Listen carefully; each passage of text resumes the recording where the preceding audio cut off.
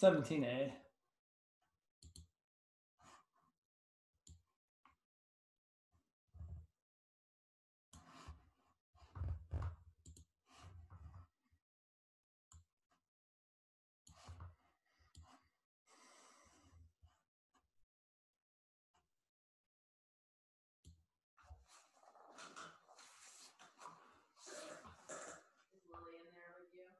No, she's on the couch. She got rid of the novelty of you being home. Maybe.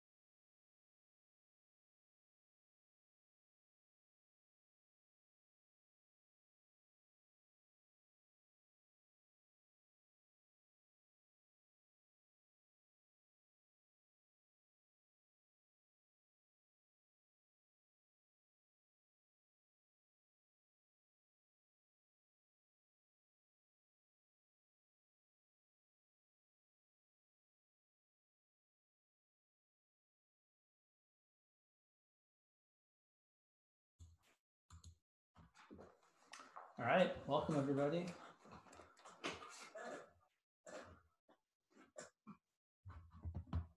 Feel free to unmute yourself and turn on your video if you would like.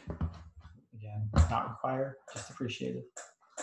So I guess before we get going, I just wanted to make sure everyone was aware of one useful tool that I have found quite nice in my experience. It's called Desmos. I'm going to share it with you guys for just 1 second. One of your teachers was using it the other day, or it might have been it could have been a different class. Someone was using it, and so I just wanted to show it to you guys. So this is Desmos. It's desmos.com, and you can enter here graphs, and I think you can use kind of any notation you like. So if you want to graph like y equal to x squared, oops, that's not what I wanted. Like that. That's really easy. You can do something like, I mean, you can do absolute, you can do f of x if you want, equal to, I think you can do absolute value here. Yeah, that's cool. You can do all kinds of things. G of x equal to sine of x, and so on and so forth. And you can zoom in and zoom out. You can do this. You can make it bigger or smaller. You can zoom in. You can kind of see what's happening with all these functions here. You can zoom out. It's kind of neat. Also, if you click on, I think the little gear thing here, you can click on this little convert to table, and then you can see different values of the function, which I think is nice. So like, if you, well, actually, can you pick different values? That's interesting. I don't know. But yeah, totally. So you can make all sorts of different values. Nice. Anyway, just wanted to show you guys that. It seemed like it might be worth knowing about. So there it is.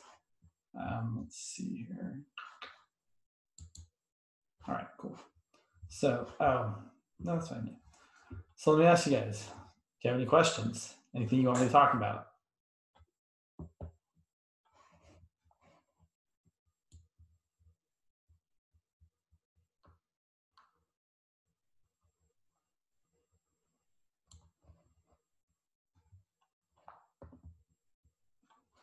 Okay. Not at the moment. Fair.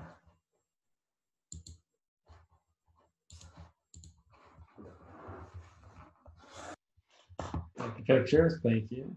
Pictures and the faces. So I definitely, so obviously we meet before either of the classes meet. And again, most of you are in Sanders' class. A couple of you are in FAM's class for this meeting right now. So they're actually probably not here if you're in FAM's class. But I saw that in class on Wednesday, Sanders was talking about exponential and logarithmic functions. I mean, he's going through the kind of usual pre-calculus build-up before we talk about all the calculus stuff.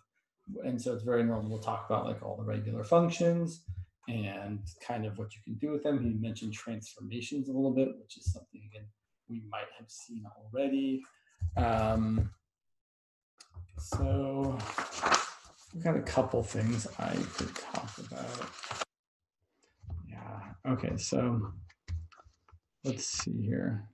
Sure.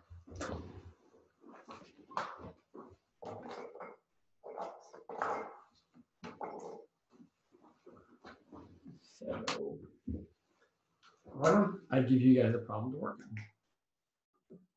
Let's say my function is this. Let's say it's 3x plus 1 over x minus 2. You see that all right? Oh, in fact, so I really like to try and get everyone to start using the yes and no buttons on the manage participants tab. So if I ask you guys a yes or no question, go ahead and just click yes or no. I mean, you can also nod your head or shake your head, but you can click the yes, yeah, exactly. Thank you, Genevieve, or the no. Great. So people say they can see it. All right, good. I know we've already talked about that. So I want you to go ahead and try and find the inverse function. Meaning you're going to switch x and y, and then solve for y. So go ahead and work on that for a minute.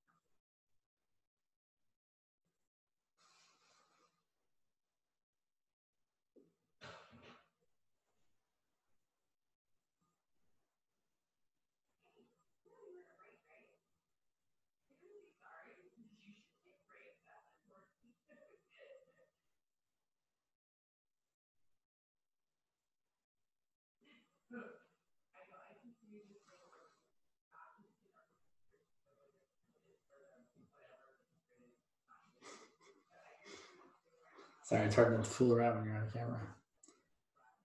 So, sure. Let's go ahead and take a look at this. Again, the process is always the same, but just something that's more complicated. So first, I'm going to write this as y equal to 3x plus 1 over x minus 2. And then I'm going to switch x and y. So x is equal to 3. That's whatever. It's still part of step 1. Whatever. Doesn't matter what we number them. And then we're trying to solve for y. So we're going to multiply both sides by y minus 2. And get y minus 2 times x equal to 3y plus 1. And an important step here is that we can distribute out the x, because eventually we have to group all the y's on one side.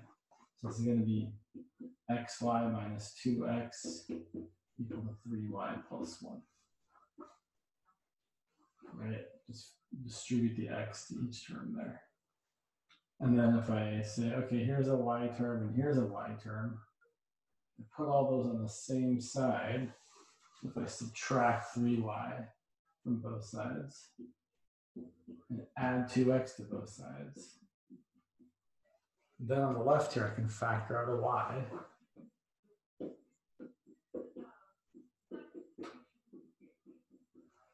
And then I can divide both sides by x minus 3 to get y equal to 2x plus 1 divided by x minus 3. And that would be our inverse function. And sure.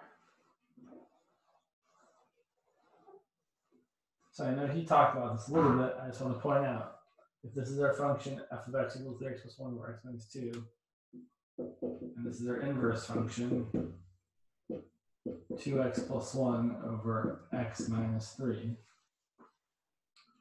this function's domain is the same as this function's range, and vice versa.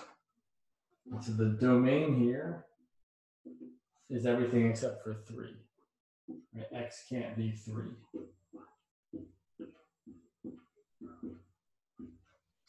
The range here is the same.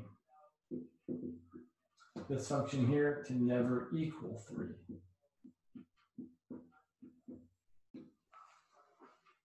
And that is actually true, right? If you tried to set this equal to 3 and solve for x, you wouldn't get any solution.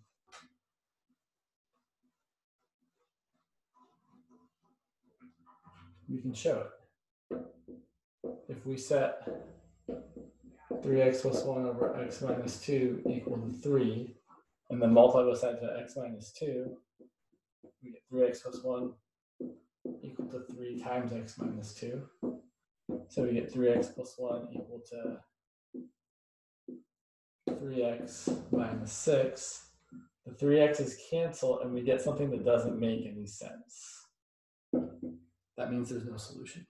So it really is true that 3 not in the domain here means 3 isn't in the range here.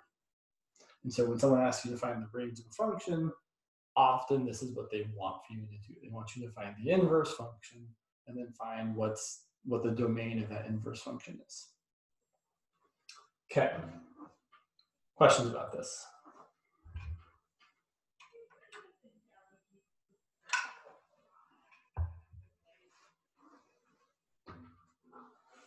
Okay.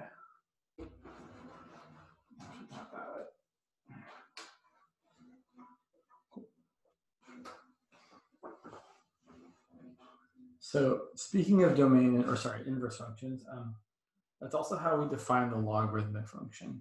So for the function f of x equal to, say, 3 to the x, which is an exponential function, we define the logarithmic function as the inverse of that function. So if I was going to find the inverse, I would set y equal to 3 to the x. I would switch x and y.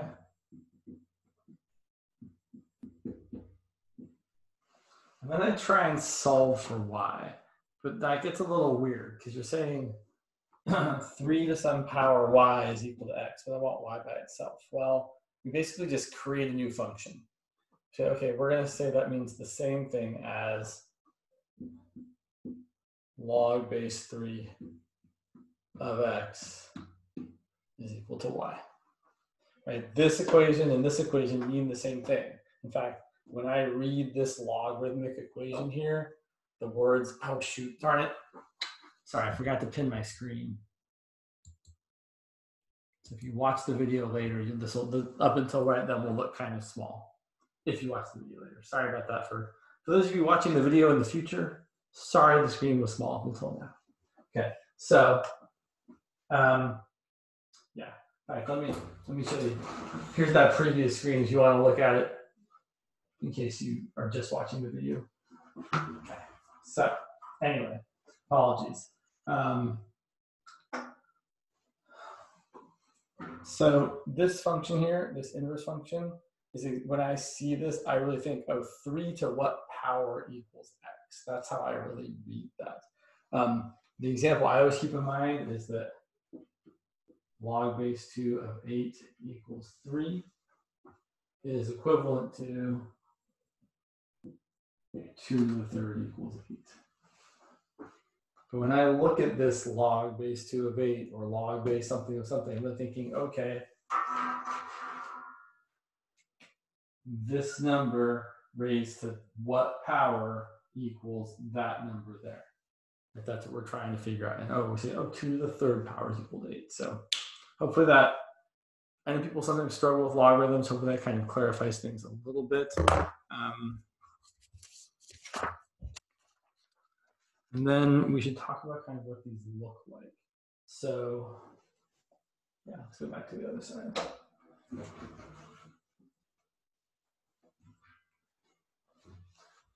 I know what I wanted to do. Sorry, I need to, everything looks backwards to me. I need to flip my screen around. Sorry, one second. You think I'd be a pro at this by now? But I'm not. There we go, okay. Now everything looks right to me. I'm like, my numbers don't look backwards.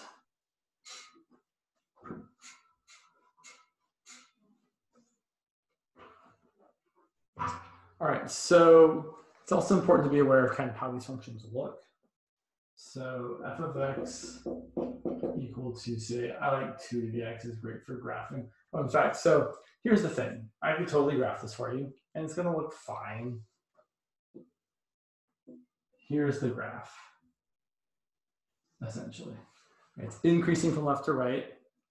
It's going to have the point 0, 1, because 2 to the 0 equals 1. It's going to have the point 1, 2, because 2 to the first equals 2. It's going to have the point 2, 4. And they could go on, but we have this nice graphing utility at our disposal. So it might make sense for me to just kind of show it to you on here. Let me share my screen. So if we close these ones,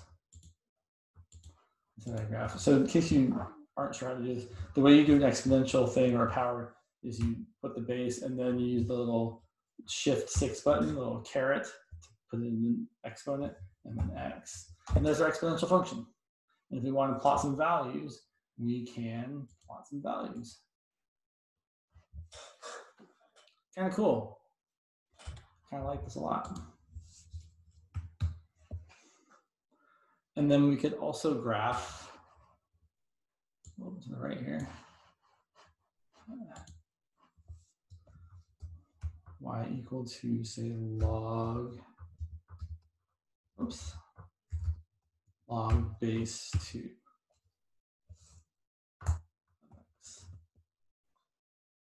There's the inverse function.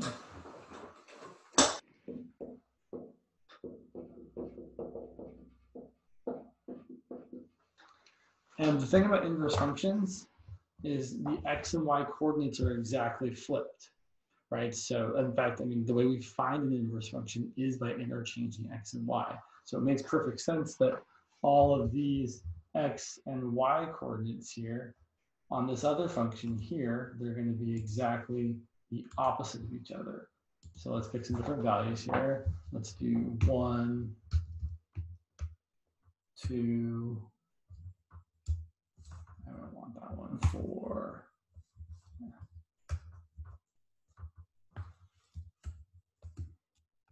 Picking all just powers of 2 because they end up having very nice outputs.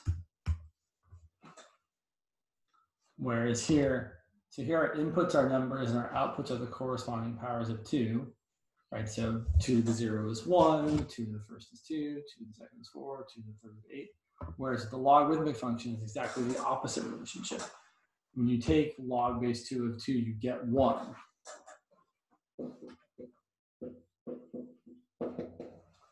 Because 2 to the first power is equal to 2. And when you take log base 2 of 4, you get 2 because 2 squared is equal to 4, and so on and so forth.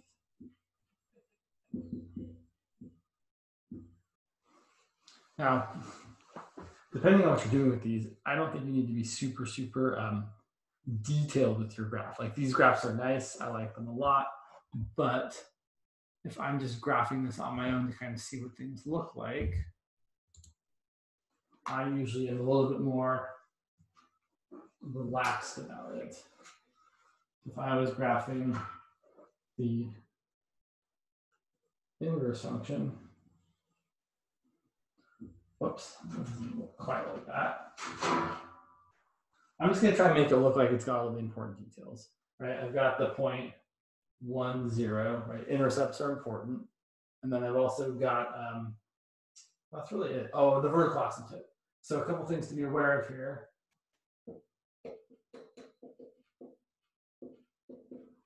This function, which I would like to write somewhere else actually. Let's write them over here. It goes over here. So we've got f of x equal to 2 to the x, and g of x equal to log base 2 of x. And they are inverses, and they have exactly the opposite x and y things, meaning f of x equal to 2 to the x has the intercept of 0, 1. Whereas this function over here has an intercept at 1, 0. Right, we're exactly interchanging x and y. This function has a horizontal asymptote at y equal to 0. And if I interchange y with x, this function over here ends up having an asymptote at x equal to 0, but it's a vertical asymptote. Right? Vertical asymptote here, horizontal asymptote here. This function has a domain of everything. Again, that's all the possible x values. This function over here has a range of everything, all the possible y values. So if you look at this logarithmic function, although it certainly does slow down how fast it's increasing, it still does keep increasing forever and ever and ever. So it does have a range that's all the way down to negative infinity and all the way up to positive infinity. And then similarly, the range over here, which is everything from 0 exclusive to infinity, is the same as the domain over here, which is everything from 0 to infinity. So we see this as a really, really nice relationship between a function and its inverse. And of course, there's also the graphical feature that a function and its inverse are reflections of each other across the line y equal to x.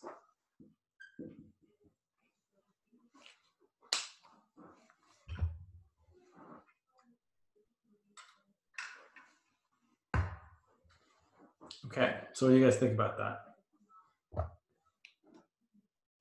Okay, I don't know. Something.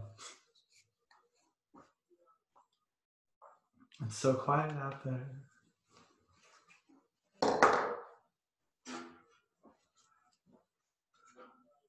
Okay, so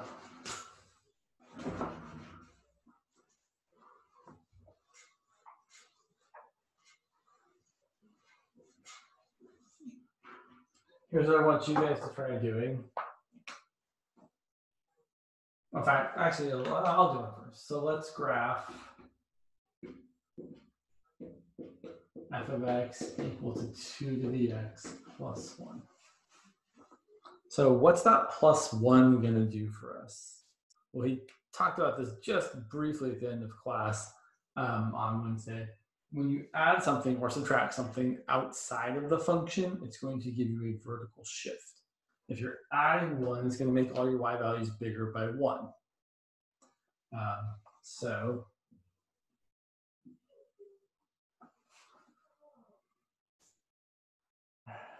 I feel like I'm like, oh, I can just graph it right there on my computer. So here's what I'm thinking though, right? My original function looked like this. Here's y equal to 2 to the x. Got a y-intercept of 0, 1. And what this function here is doing is just adding 1 to every y output. So just draw it in here, dropping stuff.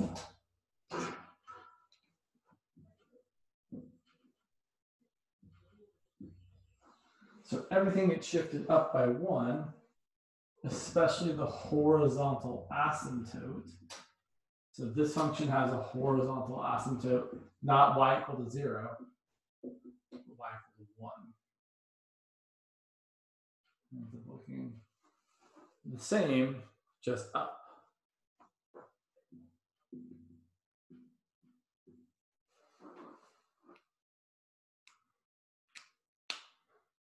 Which, I mean, is a useful thing to be able to do. It's important to be able to manipulate graphs in various ways because sometimes that's something we want to kind of be able to think about, like what is adding or subtracting 1 do to a graph for some value. So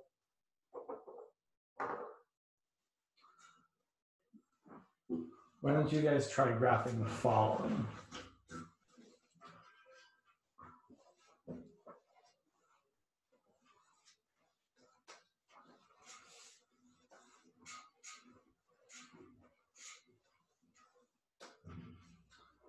G graph the exponential function g of x equal to 4 to the x minus 2. So think about which way it's going to shift it. Think about what your new horizontal asymptote is going to be, and then try and graph it.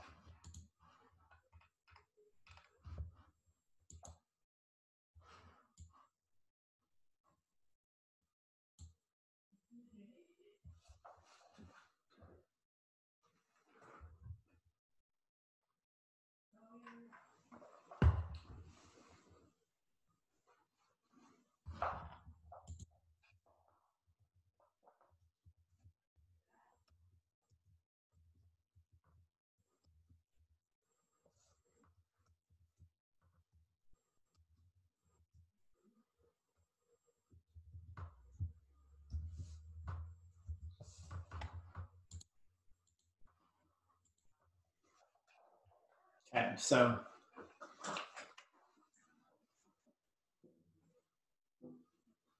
I know this minus 2 is shifting everything down by 2. Specifically, when I'm thinking about shifting an exponential function, I usually think, okay, 4 to the x has the usual shape. I don't know if I've said this to you guys yet, but if you look at your right hand, you can kind of see an exponential graph right there. And then you can also see sorry, my screen is mirrored, so I'm doing backwards things. You can see a logarithmic graph right there. So you got e to the x, natural log of x, or 2 to the x and log base 2 of x. Kind of useful, although you have lots of things at your disposal at home, so you might not have to use that as much. So I'm thinking I've got my usual exponential graph, And really, when I graph something exponential, whether it's 4 to the x or 10 to the x or 100 to the x, it's usually going to have this sort of shape, right? I'm not like drawing it really differently regardless of the base. But then this minus 2 is going to shift everything down by 2.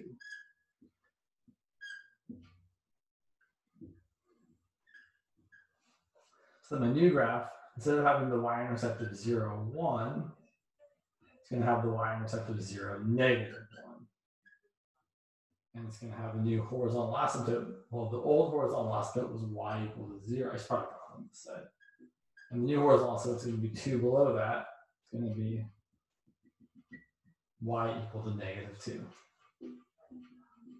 So it looks like this. So I didn't quite hit nice asymptote there. Hold on. Get the idea.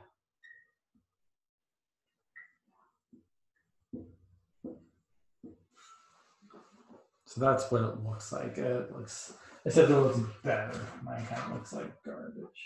It's all right. Graphing is not all it's cracked up to be. If you want to look at the actual nice graphs, you can see over here.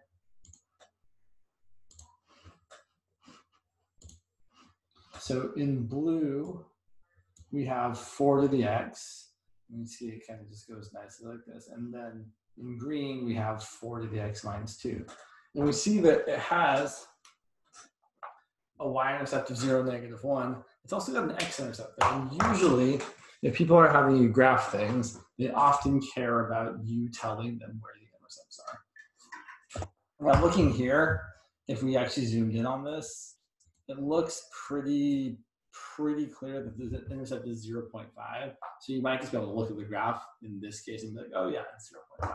But if it wasn't so obvious, or they actually wanted you to show your work, the way you find the x-intercept here is, well, let me ask you guys, and I want to hear a response. What do you do if you want to find the x-intercept? What do you set equal to what?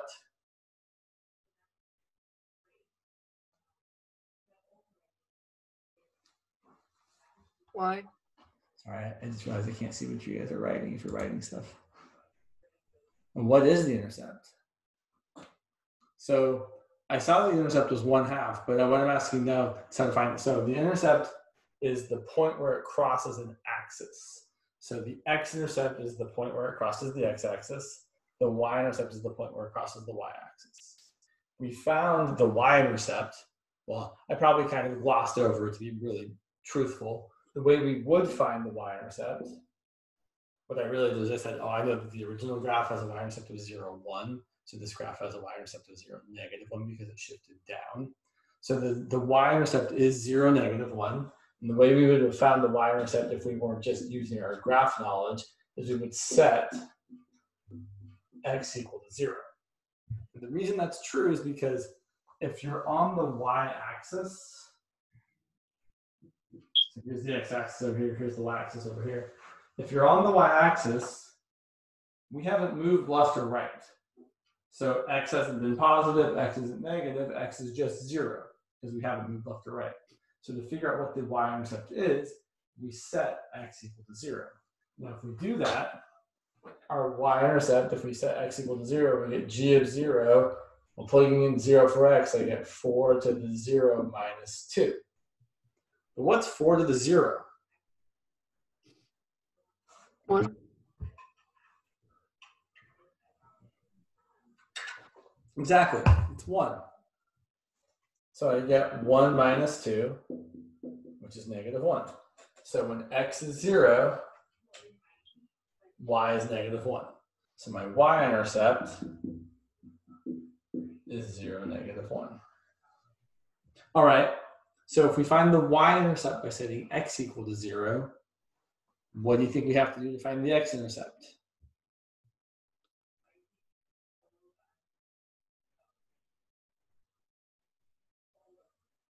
Anybody? You guys can talk too. Talking's allowed. You plug in 0 for Y. Oh, you know what? Are you talking and I'm dumb and I don't have my volume up? You guys want to say, oh, I'm sorry. You guys are like, It's I'm okay. saying stuff. He's not hearing me. I apologize. I forget to turn my volume sometimes because, yeah. All right. You set Y to 0. Yeah, exactly. So you're going to set y equal to 0. Thanks for participating. I'm just stupid. So I'm going to set 0 equal to 4 to the x minus 2. I know, I saw, I was like, their microphones say they're on. Why am I not hearing anything? Yeah, okay. So then we're going to solve for x. So we've got 4 to the x equal to 2. And here's where you can either use a logarithm or you can use your ability to solve an exponential equation. So I know I'm erasing the graph, we're finding the x-intercept of, but it's kind of not that important anymore. So one way to solve this equation would be say 2 equals 4 to the x becomes 2 equals 2 squared to the x. And then when you have a power to a power, what do you do with the powers?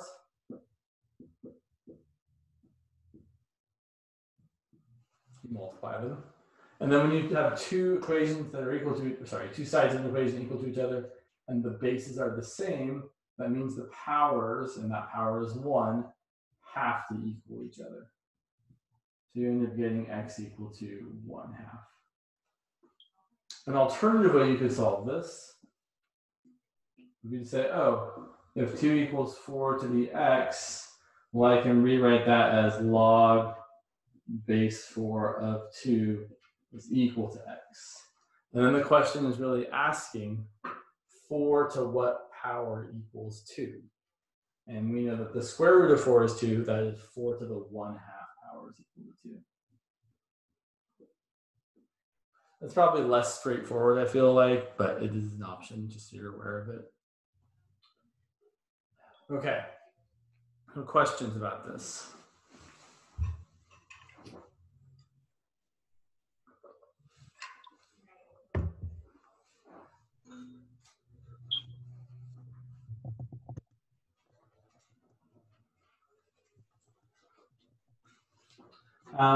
He also mentioned that you could shift things left or right.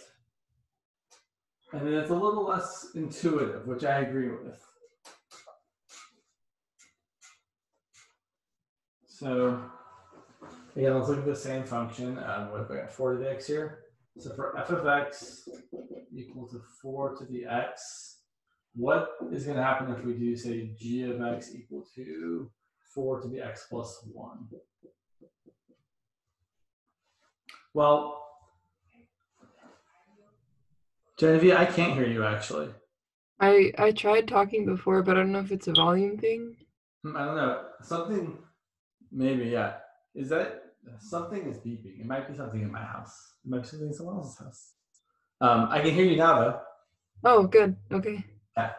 So for this function is going to shift left or right. And the thing here is that when you add inside the function, you're actually going to be shifting in the left direction. And the way I always kind of think about it is here, whatever x is to get some y value. For example, I could get the values. Looking at this one here, if I'm making an x and a y table, x could be 0 and y would be 1. X would be 1 and y is 4. X is 2 and y is 16. Here, to get the same y values out, x has to be 1 less than it was before. Right over here, if I want to get a y value of 1, well, x has to be -1, so that I get 4 to the -1 plus 1, which is 4 to the 0, which is 1. And to get 4 for y, x has to be -2, so that I get 4 to the -2 plus 1. -2, I'm sorry. 1 less than 1 is 0. It's not -1, 2. Start going the opposite direction. And 4 to the 0 plus 1 is just 4 to the 1, which is 4. If I want to get 16, x has to be 1 less than it was here, so that I get x plus 1 being 2. So x has to be 1. 4 to the 1 plus 1 is 4 squared, which is 16. So the whole idea is that if you're adding something to x, you have to make x less to compensate for adding to it. So this is going to shift left by 1. And you can see that if we look over here.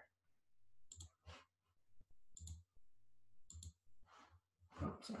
I gotta actually share my screen. All right, the nice thing about Desmos as well is you can turn on or turn off some of the graphs you've already made. It's kind of cool. So here in blue, we see 4 to the x. And here in purple, we see 4 to the x plus 1. So all of the values are shifted exactly 1 to the left. So you can kind of see, you can't actually see if I point at my screen. So like you can see from here to, whoops, that's kind of cool. You can see here, we've got this point, and here we've got this point. It's exactly 1 away. These points are horizontally 1 away from each other. These points are 1 away. Everything in the purple graph is 1 left, or shifted 1 to the left of everything in the blue graph. And then I'll also just show this last one here.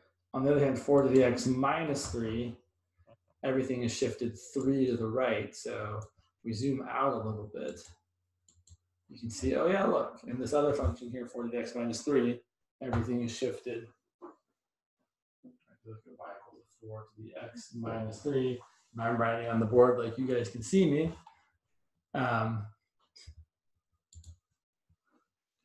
Y equals 4 to the x minus 3, everything is going to shift 3 to the right.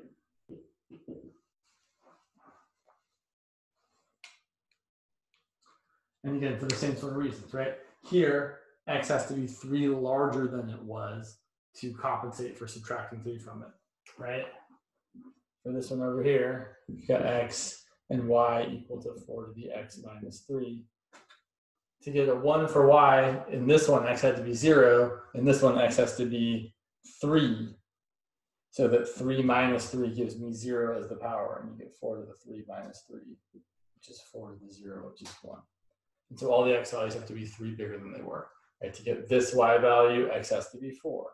So that 4 to the 4 minus 1, sorry, 4 minus 3 is just 4 to the first, which is 4. And so on and so on. So that's shifting. I mean, shifting is usually kind of, I think of it as the easiest of the transformations to kind of understand. Basically, adding or subtracting outside the function is going to affect it vertically. Adding or subtracting inside the function is going to shift it horizontally. In fact, that's kind of a thing to say in general. If you do something to a function outside of the function, it's going to affect it vertically. If you do something to the function inside the function, it's going to affect it horizontally. Let me show you the other two things. So,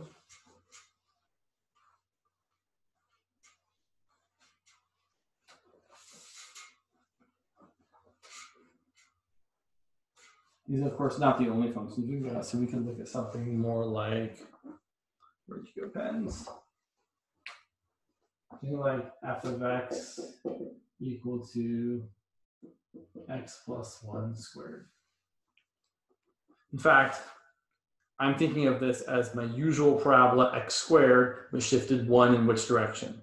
Am I shifting to the, I'm so confused about which way I need to point for things to look right to you. So usually if I'm shifting 1 to the right, am I pointing to the right? Yes, good. Or 1 to the left. So this is going to shift my parabola 1 to the right or 1 to the left. Everybody, chime in. Or nobody? Yeah, it's going to be left. Yeah, all right. You guys can talk. It's okay to talk. I like hearing your voices. All right, so this is going to shift the regular parabola 1 to the left. So usually it would be the thing here with the vertex at the origin. It's going to be over here with the vertex at -1. And there's my not very good looking parabola. Okay, so adding or subtracting on the outside shifts it up and down. Adding or subtracting on the inside shifts it left or right. But we can also do other things. We can multiply by a negative on the outside or the inside. So there's two different things that can happen here. We could have this thing, negative x plus 1 squared. So I'm putting a negative on the outside of the function. That means it's going to flip it or reflect it. And since it's happening outside, it's going to reflect it vertically. So this is going to look like same function, but now flipped over the x-axis vertically, like that.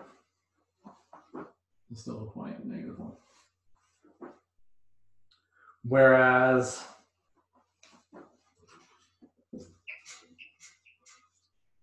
this over here, if we put a negative inside the function, so if you say like, but some of these people do this, by the way. So some of these people say like, I'm going to let g of x be f of negative x, where here this would be negative f of x, right? I really should I'm taking my function and putting a negative on the outside of it. Here I'm taking my function and putting a negative on x and then doing the function after. So here I'm getting negative x plus 1 squared. And that's going to look exactly like this function here, except flipped across the y-axis now. It's going to be a horizontal reflection. And it's going to look like, oops, it's going to look terrible.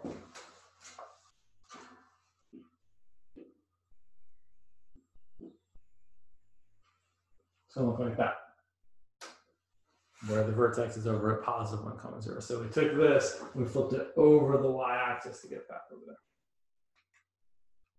So here's what I really want you to see from this.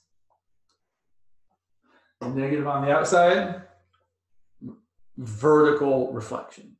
Negative on x inside the function gives you a horizontal reflection. So again, whenever you do something outside, it affects the function vertically. Whenever you do something inside, it affects the function horizontally. And the last thing he mentioned, which goes along with these transformations, so there's shifting, which we already talked about. There is reflecting, which is this. And there's also stretching, or I'm thinking I might use a different word. Stretching, compressing, there's all sorts of different words you can use for it. It's probably the least necessary to be good at.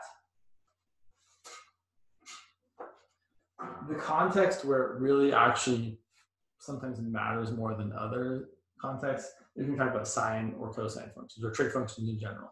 So if I was going to look at the trig function, say sine of x, which looks like this, has a period of 2 pi. You know what? I could do it this way, but I really think this is where graphing utility is really kind of nice. So if I look over here, click the buttons. So let's delete these. So here is sine of x. Awesome, looks great. It's got a period of exactly 2 pi. So right, from 0 to 2 pi, we get through one whole period of the function, and it just repeats. Right, that's what it means to be a period. In that length of the function, after you do that one length, you just get the same thing over and over again. Now, what happens if we multiply on the outside by a number that's larger than 1? Well, if you multiply on the outside by, say, 3, it gets stretched vertically by a factor of 3. So when you multiply, again, when you do something on the outside, it affects it vertically. On the other hand, if we had multiplied on the outside by, say, 1/2, ooh, that looks interesting. Sure, that works fine. It actually compresses it vertically. Can you guys see me, or can you only see my screen? Can you see me waving my hand? But like I'm little? Okay, great. So you can see here that it's compressing it vertically. And then also if you want to, right, you can see that like, if you add 4, right, just shifting it up by 4. If you subtract 4, shifting it down by 4. But here's the thing about horizontal. If you multiply stuff on the inside, it actually does something really, really kind of counterintuitive, much like the shifting left and right. Come on, sorry, I'm not a pro at this yet. So if you just look at like say sine of 2x, it compresses the whole thing horizontally, because now x only has to be half as big as it had to be before to get to the same whole period. So for the red function, right, x has to go all the way from 0 to 2 pi to go through one whole period. Oops, that's 3 pi, sorry, 2 pi. Whereas Let's zoom in a little bit. I feel like we've got a little bit too much going on here.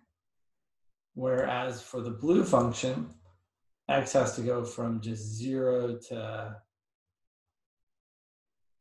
pi to get through one full period. And in fact, you've probably seen before that for a function that's sine of, we usually use a capital B for some reason here, sine of something times x or cosine of something times x. The period of that function is 2 pi divided by that something. And we definitely are seeing that here, right? For sine of 2x, the period is 2 pi divided by 2, which is exactly pi. For sine of, say, 3x, the period is even smaller. The period is exactly 2 pi over 3. So it's just kind of useful. It's good to know how the stretching and shifting kind of affects graphs. But again, I would say, for the most part, it's good to be aware of these graphing tools or ideas, or I should say these transformations, right? Shifting, stretching, and reflecting. I don't know exactly how much we're really going to use them. And I will also point out, you have a graphing tool on your computer that you could use anytime. So I would definitely say when you're graphing things for this class, you should try to graph things by hand, at least at first, to kind of make sure you have an idea of what you're doing. But I would also strongly encourage the use of a tool, because like I like looking at this graph. I think it looks nice and it really kind of shows me all the things I want to see. So I think I will leave it there. It's almost 10:50 and that's all the time we have, unless you guys have any last minute questions, or I feel like there was something else I wanted to make sure I said before I let you guys go, but I'm not remembering. Oh, I know, just in general, if there are things, I know I say this every time, I'm gonna say it every time. If there are things you wanna see, send me an email. I know class is later today, so maybe after class, if you're like, oh, Sanders talked about this and I don't really know what he's talking about, if you want me to make some content for you guys, I will happily do that. You just have to let me know. All right, well, good first week of class. Only 9 more to go. I will see you guys next week. Bye.